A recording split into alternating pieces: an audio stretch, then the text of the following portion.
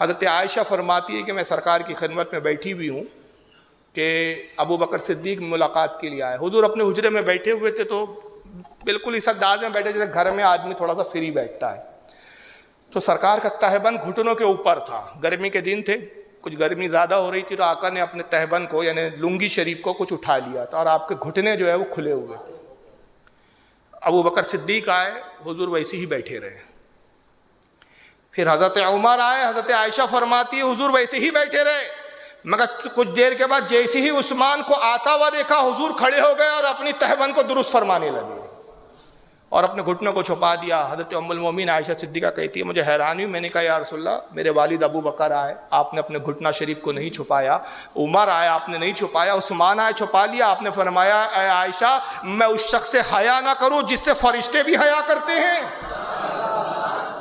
میں اس شخص سے حیا نہ کروں. اس حدیث کو امام مسلم نے لکھا ہے حدیث نمبر 2401 کے تحت. اور حیا کا یہ عالم, ادب رسول کا یہ عالم جب ایمان لانے آئے تو حضور نے وعدے لیے, کچھ بیعت کی جس کو بیعت بولتے ہیں, اور وہی سلسلہ آج ہمارے اہل سنت میں بھی چلتا ہے.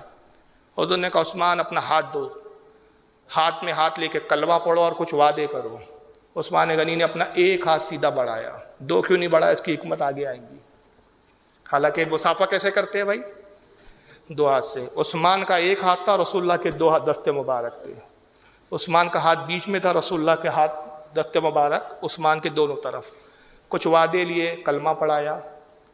پوچھا اے عثمان تم نے ایک ہی ہاتھ کیوں ملایا؟ کہا یا رسول اللہ یہ ہاتھ میں نے آپ کے دستے مبارک میں دیا, خدا کی قسم اب تا زندگی ہاتھ شرمگاہ کو نہیں چھوئے گا.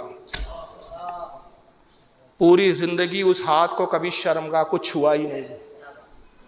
جب کچھ بھی ضرورت پڑتی تو یہ ہاتھ کا استعمال کرتے, اس ہاتھ کا استعمال ہی نہیں کرتے. کہتے یہ وہ ہاتھ ہے جس کو میں نے رسول اللہ کے دستے مبارک میں دیا ہے, اب یہ اس لائق نہیں کہ اس سے شرمگاہ کو بھی چھوں. اور یہ چھوٹی موٹی کتابوں کی روایتیں نہیں سنا رہا ہوں میں, اس کو امام طبرانی لکھتے ہیں اس حدیث کو, معجم الکبیر جلد 1 صفحہ 85 حدیث نمبر 124.